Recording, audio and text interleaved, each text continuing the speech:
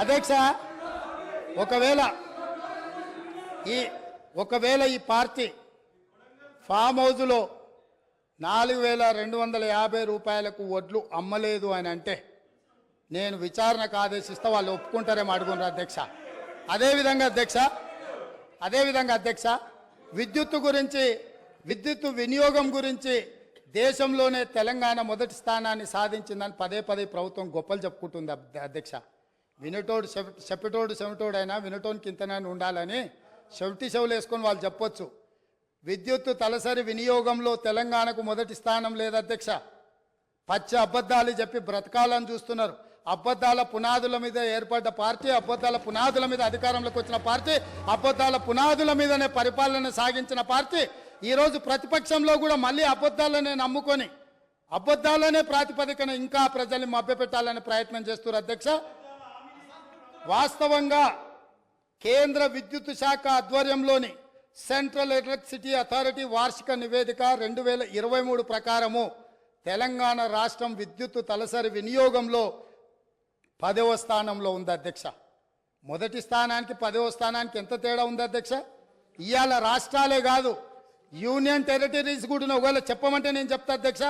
మొట్టమొదటి దాద్రా అండ్ నగరీ హవేలీ 12,250 యూనిట్లతో మొదటి స్థానంలో ఉంటే డయ్యూ డామన్ 5,914 యూనిట్ల రెండవ స్థానంలో ఉంది అధ్యక్ష.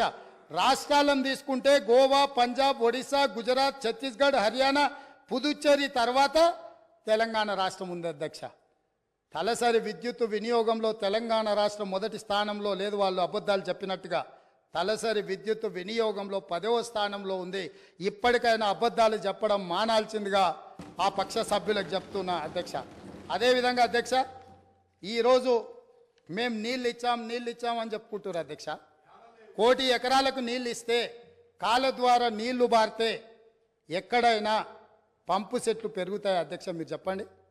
కాలువల ద్వారా మన పొలాలకి నీళ్లు ఒకవేళ రాష్ట్ర ప్రభుత్వం అందించి ఉంటే, కాలువల ద్వారా ప్రతి ఎకరాకు 1 కోటి ఎకరాలకు నీళ్లు వచ్చి ఉంటే, తెలంగాణ రాష్ట్రం ఏర్పడ్డప్పుడు దాదాపుగా వారి లెక్కల ప్రకారం 19 లక్షల పంపు సెట్లతో తెలంగాణ రాష్ట్రం ఏర్పడితే ఇవాళ 29 లక్షల పంపు సెట్లకు తెలంగాణ పెరిగిందంటే కాలువల ద్వారా నీళ్ళు ఇచ్చినము, లక్షల కోట్ల రూపాయల ఖర్చు పెట్టినము, కాళేశ్వరంతో 1 కోటి ఎకరాలకు నీళ్ళు ఇచ్చినామని చెప్పి వాళ్ళు కల్పిస్తున్న ప్రచారము శుద్ధ అబద్ధమన్న సంగతి మీ ద్వారా ఈరోజు తెలంగాణ ప్రజలకు చెప్పదలుచుకున్న అధ్యక్ష.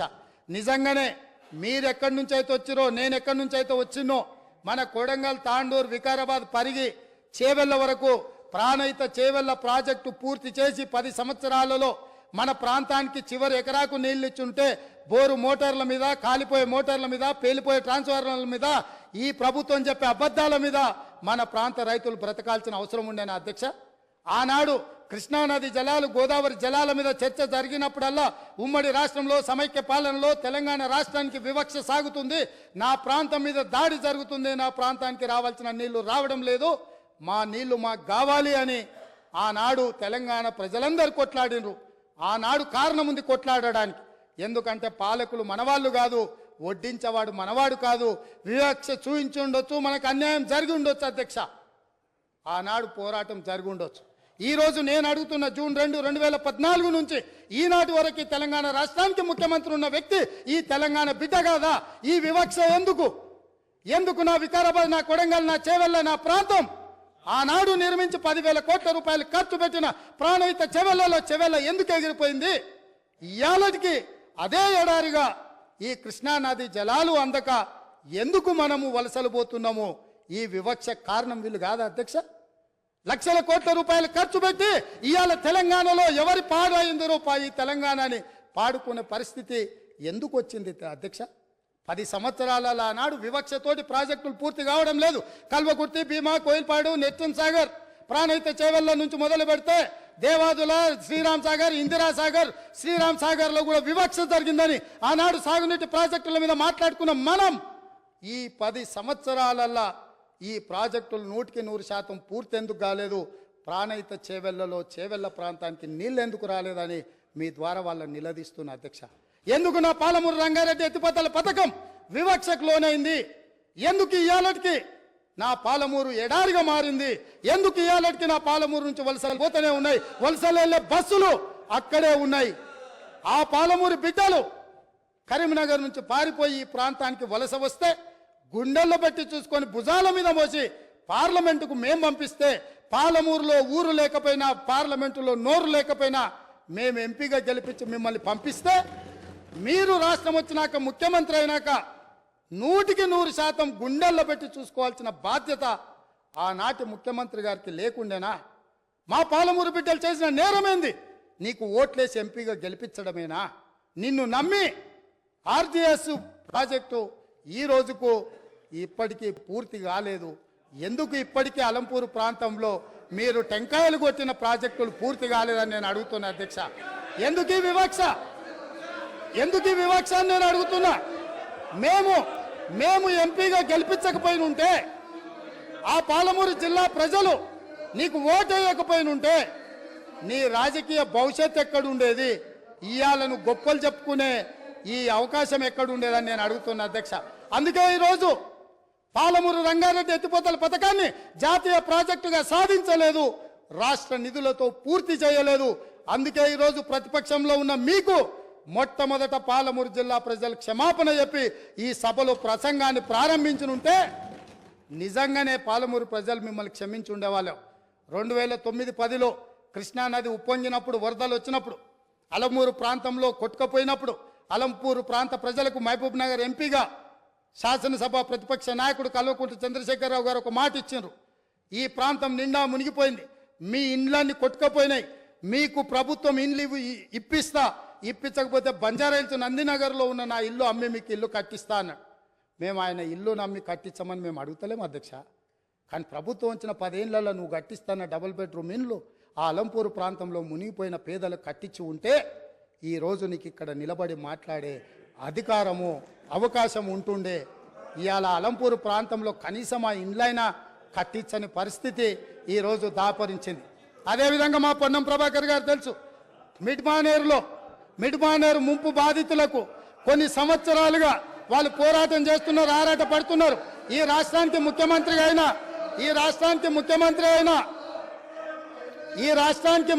అయిన చంద్రశేఖరరావు గారు మిడ్మానేరు ప్రాంత పర్యటనకు పోయిండు. ఏం మాట్లాడిండు? రాజన్న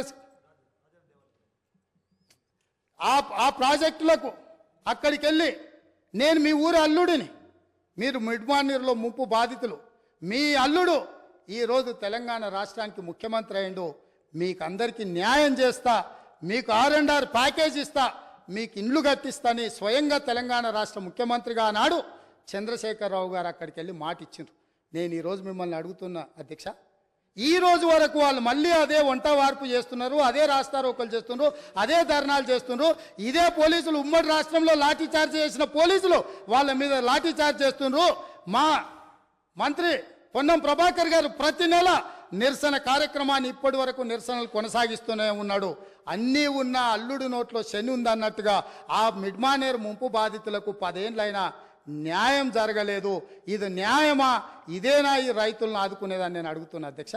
ఆనాడు కాంగ్రెస్ పార్టీలో ఉన్న నాయకులు చిన్నారెడ్డి గారు లాంటి వాళ్ళు మాట్లాడడం వల్ల పాలమూరు ప్రాంతానికి, రంగారెడ్డి ప్రాంతానికి సాగునీటి ప్రాజెక్టు నిర్మించాలి, సాగునీరు తాగునీరు ఇవ్వాలి అని పాలమూరు రంగారెడ్డి ఎత్తిపోతల ప్రాజెక్టుకు 2013లోనే మంజూరు ఇచ్చి పన్నులను సర్వేలు చేయమని ఆదేశాలు ఇచ్చి దానికి పునాది రాయి వేసింది కూడా కాంగ్రెస్ పార్టీ కాదా అని నేను అడుగుతున్నా. ఉమ్మడి రాష్ట్రంలో చివరి జీవో నెంబర్ 69 నారాయణపేట కొడంగల్ ఎత్తిపోతల పథకానికి 8.5 TMCలతో 1500 కోట్ల రూపాయలతో 1,07,000 ఎకరాలకు సాగునీరు తాగునీరు ఆ ప్రాంతానికి అందించాలని ప్రాజెక్టు ఆమోదిస్తే, నికర జలాల కేటాయింపుతోనే ఆనాడు గవర్నర్ గారు జీవో ఇస్తే ఆ జీవోను ఈనాటి వరకు తుంగలు తొక్కిపెట్టి నారాయణపేట కొడంగల్ ప్రాంతాన్ని ఎడారిగా మార్చింది వాళ్ళు కాదా?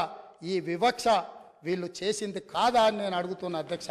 ఇదేనా ఈ తెలంగాణ రాష్ట్రంలో తెలంగాణ వాడు ముఖ్యమంత్రిగా ఉండి తెలంగాణ ప్రాంతాన్ని పరిపాలిస్తున్నాడు అన్నప్పుడు ఎందుకు మా ప్రాంతాలు వివక్షకు గురైనాయి? మా ప్రాంతాలు ఈ రోజుకి వలసల ప్రాంతంగా ఎందుకు ఉన్నది? ఈ వలసలకు, ఈ చావులకు వీళ్ళు కారణం కాదా అని నేను అడుగుతున్నా అధ్యక్ష. అదేవిధంగా ఈరోజు నేను మాట్లాడదలుచుకున్న అధ్యక్ష, తెలంగాణ రాష్ట్రంలో డ్రగ్స్ మహమ్మారి లేకుండే, తెలంగాణ ఉమ్మడి రాష్ట్రంలో డ్రగ్స్ గురించి చర్చ లేకుండే, గంజాయి మత్తు లేకుండే, లిక్కర్ కూడా అతి తక్కువగా ఉండే. కానీ ఇవాళ ఏ పేపర్ చూసినా ఏ టీవీ చూసినా గంజాయి మత్తులో దాడులు జరుగుతున్నాయని, సింగరేణి కాలనీలో 6 సంవత్సరాల పసిగూనను గంజాయి మత్తులో రేపు మర్డర్ చేస్తే ఈ ప్రభుత్వం అచేతనంగా ఉండిపోయింది. ఈరోజు ఈ రాష్ట్రంలో జరుగుతున్న కారణాలకు ఈరోజు దొరుకుతున్న డ్రగ్స్కి ఈ ప్రభుత్వ వైఫల్యం కారణం కాదా? ఈ ప్రభుత్వం డ్రగ్స్కు సంబంధించి విచారణ మీద సిట్టు వేసి ఆ సిట్లో ఉన్న అధికారిని అర్ధాంతరంగా ఎందుకు బదిలీ చేసిండ్రు? అతను ఎక్కడికి పోయిండు? ఆ సిట్ ఎక్కడికి పోయింది? ఆ విచారణ ఎక్కడికి పోయిందని నేను అడుగుతున్నా అధ్యక్ష. ఈ ప్రభుత్వం యొక్క వైఫల్యాన్ని కప్పిపుచ్చుకోవడానికి, విచారణలో లోపాలను దాచిపెట్టడానికి చేస్తున్న ప్రయత్నంలో నేనే స్వయంగా ఆనాడు 2017లో తెలంగాణ రాష్ట్ర ఉమ్మడి హైకోర్టులో పబ్లిక్ ఇంట్రెస్ట్ లిటిగేషన్ వేసి ఈ విచారణ మీద ఎన్ఫోర్స్మెంట్ డైరెక్టరేటు, DRI, ఈ నార్కోటిక్స్ డిపార్ట్మెంట్ అన్నిటిని కూడా ఒక సిట్ను ఏర్పాటు చేయాలని హైకోర్టులో కేసు వేస్తే 2021 వరకు నేను కొట్లాడితే తెలంగాణ రాష్ట్ర హైకోర్టు ఈడీకి మొత్తం సమాచారాన్ని చేసిన విచారణను బదిలీ చేయమని హైకోర్టు ఆదేశాలు ఇచ్చిన ఈ రాష్ట్ర ప్రభుత్వం వివరాలన్నీ దాచిపెట్టింది అధ్యక్ష. ఆనాడు డ్రగ్స్లో ఏవైతే టెలిఫోన్లు కానీ, కంప్యూటర్స్ కానీ, ల్యాప్టాప్లు కానీ ఇతర సీజ్ చేసిన ఎక్విప్మెంట్, ఎలక్ట్రానిక్ ఎక్విప్మెంట్ ఏది కూడా ఈరోజు వాళ్ళు ఫోరెన్సిక్ ల్యాబ్కు పంపించలేదు. వాటి మీద సరైన విచారణ జరగలేదు. ఆ వివరాలన్నీ కూడా ఈడీ అడిగితే ఇవ్వకపోతే ఈడీ డిపార్ట్మెంట్ తెలంగాణ ప్రభుత్వం మీద contempt of court case file చేసింది అధ్యక్ష. నేను అడుగుతున్న అధ్యక్ష మీ ద్వారా ప్రతిపక్షాన్ని, ఈ రాష్ట్రాన్ని పంజాబ్ రాష్ట్రాన్ని మీరు చూసిండ్రు. పంజాబ్ రాష్ట్రాన్ని ఈరోజు డ్రగ్స్ మహమ్మారి పట్టి పీడించడంతో ఈరోజు గ్రామాలలో పేద మహిళలు, ధనవంతులు శ్రీమంతులు కాదు, పేదలు, భార్య, తల్లి కూలికి పోయి సంపాదించిన డబ్బులో భర్తలను, సోదరులను ఇవాళ డ్రగ్స్కి అలవాటు పడి బాధపడుతుంటే వాళ్ళకు అందులో సంపాదించిన కొంత డబ్బు పెట్టి డ్రగ్స్ కొని ఇచ్చే పరిస్థితి వచ్చింది. ఈ పరిస్థితి పంజాబ్ రాష్ట్రాన్ని నిర్వీర్యం చేసింది అధ్యక్ష. పంజాబ్లో యంగ్ విడోస్, పిన్న వయసులోనే మహిళలు వితంతువులుగా మారుతుంటే, డ్రగ్స్ బారిన పడి ఈరోజు చావులను మనం కల్లారో చూస్తుంటే, రాష్ట్రమే నిర్వీర్యం అయిపోతుంటే, యువత డ్రగ్స్ బారిలో పడి చచ్చిపోతుంటే, తెలంగాణ రాష్ట్రంలో పూర్తిగా కూకటి వేళ్లతో పెకిలించి వేయాల్సిన ఈ డ్రగ్స్ మహమ్మారి విషయంలో ఎందుకు విచారణలో ఈ ప్రభుత్వం ఆనాడు జాప్యం వహించింది? ఎందుకు నిర్లక్ష్యం వహించింది? ఎందుకు దీని మీద చర్యలు తీసుకోవడానికి నార్కోటిక్ డిపార్ట్మెంట్కు, DRI డిపార్ట్మెంట్కు, ఈడీ డిపార్ట్మెంట్కు ఎందుకు సంపూర్ణమైన సమాచారాన్ని ఇవ్వలేదని నేను అడుగుతున్నా అధ్యక్ష. ఈరోజు నేను TS NABలో ఒక అడిషనల్ DG క్యాడర్ ఆఫీసర్ను పెట్టి ఎంపవర్ చేసి ఇవాళ ఈ రాష్ట్రంలో డ్రగ్స్ అనే పదం వినిపించొద్దు, ఈ రాష్ట్ర సరిహద్దులు ఎవడు గంజాయితో రావద్దు, ఎవడు వచ్చినా ఎంత పెద్దవాడైనా ఎంత గొప్పవాడైనా వాళ్ళ వెనకాల ఎవరు ఉన్నా ఊచలు లెక్క పెట్టాల్సిందే, లెక్క పెట్టియాల్సిందే అని ఈరోజు నా ప్రభుత్వం, మా మంత్రివర్గ సహచరులు తీసుకున్న నిర్ణయాన్ని ఈ ప్రతిపక్షాలు అభినందించాల్సిన అవసరం లేదు అధ్యక్ష.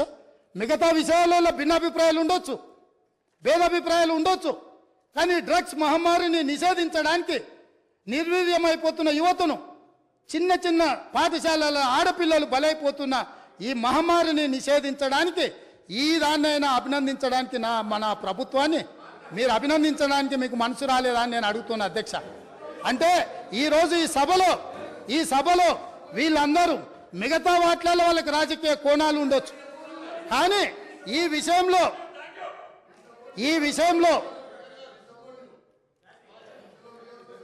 రన్నింగ్ కామెంట్ చేయకండి దయచేసి ప్లీజ్.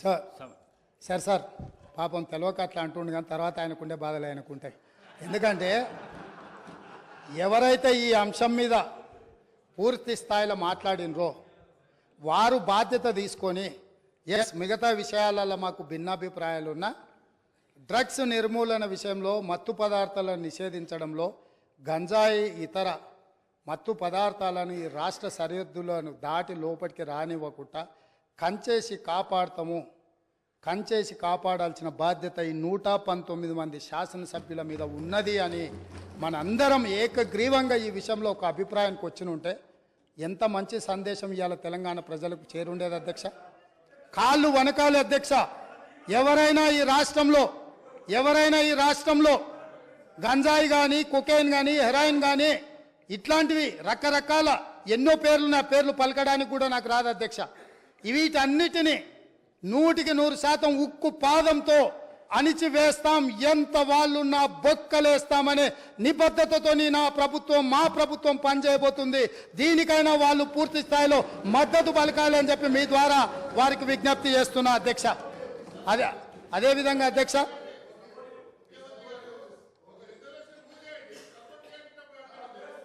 ఇప్పుడు గవర్నర్ గారి ప్రసంగంలోనే ఈ అంశాన్ని స్పష్టంగా ప్రస్తావించిన. వారు ఎంతసేపు మాట్లాడినరో మీరు సమయం తీయండి. మా సభ్యులు ఎంతసేపు మాట్లాడినరో, టీఆర్ఎస్ సభ్యులకు ఎంతసేపు సమయం ఇచ్చినరో రెండు పోల్చి చూడండి అధ్యక్ష. ఈ విషయంలో మనకు భిన్నాభిప్రాయాలు భేదాభిప్రాయాలు ఉండాల్సిన అవసరం ఏముంది అధ్యక్ష? ఏముంది? ఏమన్నా ఉందా అధ్యక్ష? ఇందులో నేను ఏమైనా ఎవరికైనా నష్టం జరిగే విధంగా లేకపోతే వాళ్ళ కష్టం జరిగే విధంగా ఏమన్నా ప్రభుత్వం నిర్ణయం తీసుకుంటుందా అధ్యక్ష? ఇందులో కలిసి రావడానికి ఉన్న ఇబ్బంది ఏంది అధ్యక్ష? నాకు అర్థం కాలే. అందుకే వారికి అవసరమైతే ఇప్పుడు అడగట్లేదు అధ్యక్ష మైకు. ఒకవేళ ఇప్పుడు నేను ఇంతసేపు మాట్లాడినా మైక్ అడిగిన ఉంటే మీరు మైక్ ఇచ్చుంటే వారు మాట్లాడుతుంటే వారు మాట్లాడడానికి మైకు తీసుకొని ముందుకు వస్తే ఇవ్వండి అధ్యక్ష. ఇది ఒక మంచి కాజ్ కదా. ఈ ఒక్క మంచి కాజ్కి వారిని ముందుకు వచ్చడానికి మైక్ ఇవ్వండి అధ్యక్ష.